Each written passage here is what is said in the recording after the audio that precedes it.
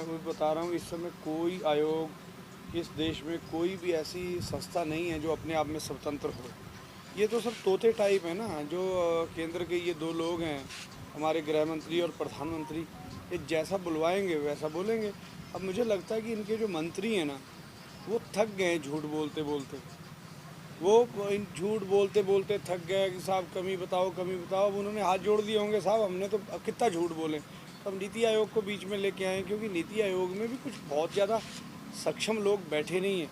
जो योजना आयोग का स्वरूप था, जो योजना आयोग का पूरा एक दायरा था, और वो जिस तरीके से निष्पक्षता से नीति आयोग योजना आयोग वर्किंग करता था, नीति आयोग कहाँ स्वतंत्र है। फिर जो इनके मेंबर्स भी हैं, मैं तो उनकी योग्यता पर भी प्रश्न चिन्ह करता हूँ। क्या योग्यता है उनकी, देखना आप एक बार जरा।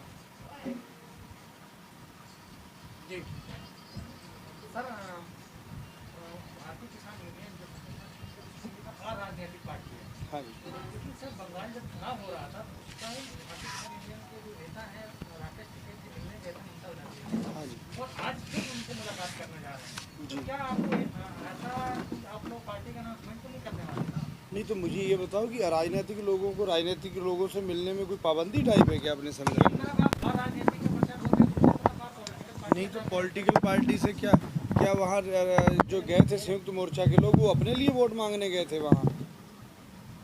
वहाँ कोई नेता किसान नेता अपने लिए वोट मांगने गया था कोई? क्या चुनाव चिन्ह लेकर के गया था कोई? सिर्फ एक बात थी कि भारतीय जनता पार्टी को वोट मत दो। वो हमारी नैतिक जिम्मेदारी बनती थी किसानों की, किसान नेताओं की, किसान जथेबंदियों की, कि यहाँ पर बंगाल में जाकर के झूठ बोल रहे थे रंगा बिल्ला सब लोग कि हम सोनार बांग्ला बना देंगे वहाँ के मजदूरों किसानों को।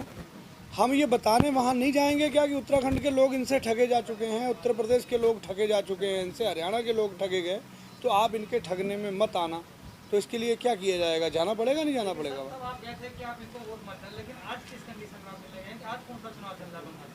आज किसानों की समस्याओं को लेकर जो हमें सूचना है कि वो जो वहाँ की सीएम निर्वाचित हुई हैं ममता बनर्जी जी, उन्होंने इनवाइट किया है, उन्होंने बातचीत की है। हो सकता है किसानों की समस्याओं के संबंध में वो वार्ता करें, बातचीत पूछें, और वो क्या किसानों के हित में कर सकती है उस पर कोई ना कोई आगे रूट मैप बने।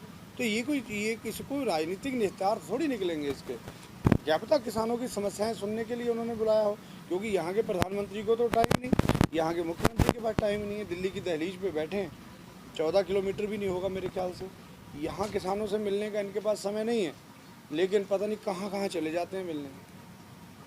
कृषि मंत्री तोमर जी का ये कहना है कि कृषि कानूनों से अलग किसी अलग विकल्प पे अगर किसान नेता बात करना चाहते हैं तो फिर किसान नेता बात कर सकते हैं। यार पहले तो इस मंत्री का खाका देखो, साले साइकिल चोर हैं ये लोग। इनके पता नहीं कैसे कैसे हमारे देश के लोकतंत्र में मंत्री बन गए, और इनको साला गालियाँ निकलती हैं मुंह से कि 7 महीने से यहाँ बैठे हैं और हर दौर में ये मंत्री बीच में शामिल रहे हैं, और अब भी ऐसी बात करेंगे क्या? ये गुलाम लोग हैं, मंत्री नहीं हैं। ये कंपनियों के गुलाम लोगों की सरकार के आगे गुलाम है ये। आज देश का प्रधानमंत्री कंपनियों का गुलाम है, गृह मंत्री गुलाम है, और उसके गुलाम ये मंत्री जैसे जिनकी आप बात कर रहे हैं। इनका नाम भी शुभ नहीं है, मत लिया करो जुबान पे। सर पहले भी स्टार्टिंग दौर में देखा गया कि करीब 11 से 12 दौर की वार्ता हुई है, लेकिन तब सरकार और किसानों के बीच में बार बार वार्ता देखने को मिली। लेकिन अब ऐसा क्यों बताया जा रहा है कि पहले जो है किसान इस बिल के अंदर खामियां बताए तभी बातचीत होगी? तो क्या इसका ये मतलब ये मान लिया जाए कि पहले भी खामियां नहीं थी?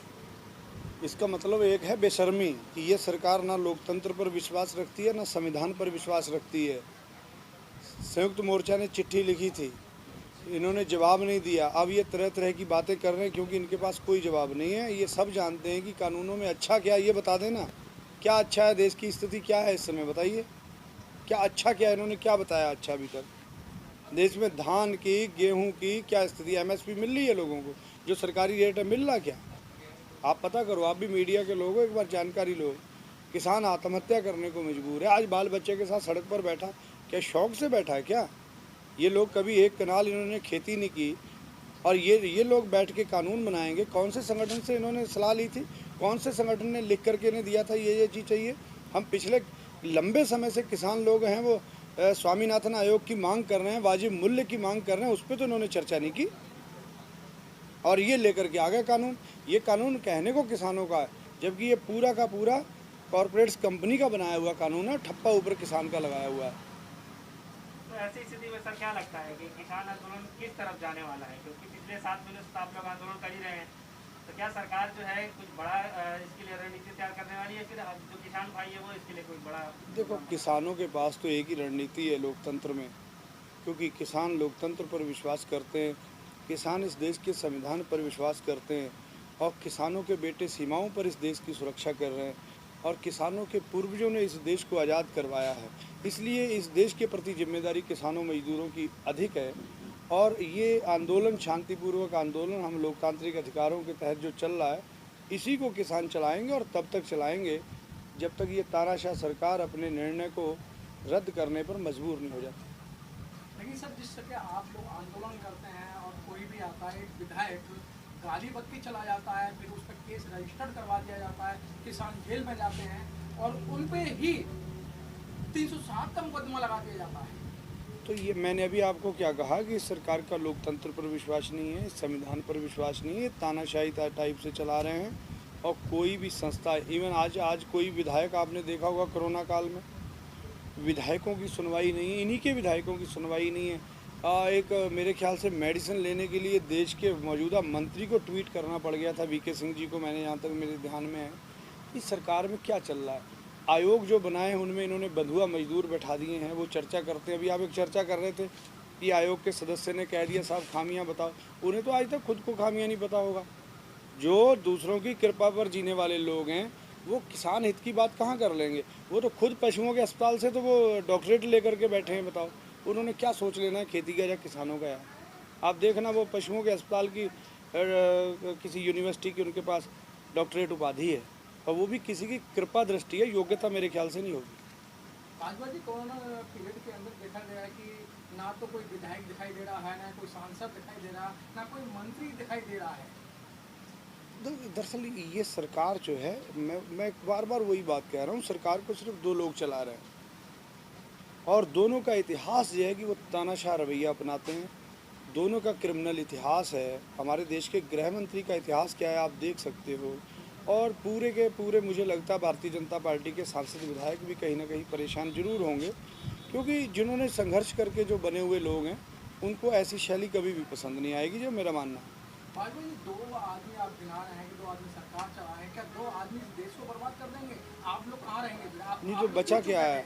बचा क्या है बर्बाद होने में? रेल बिक गई, तेल आपका रेट देखो क्या है, कंपनियां वो कह देते हैं साहब कंपनियां जाने हैं, सारा कुछ तो प्राइवेट किया जा रहा है। जहाज़ बिक गए, जहाज़ के अड्डों पे जहाँ पे पहले भारत की एक अपने आप में पहचान होती थी, वहाँ अडानी अंबानी उनके बोर्ड लग गए। बचा क्या है बिकने के लिए? बताओ मुझे, रहा क्या है? जितनी हमारी रत्न कंपनियां थी वो इन्होंने बेच दी। बेरोजगारी किस सीमा पर है? तो ये कुल मिला के इस देश को तानाशाही के हिसाब से गुलामी की ओर ले जाना चाह रहे हैं और वो एजेंडा है इनका, मुझे लगता है सोचा समझा।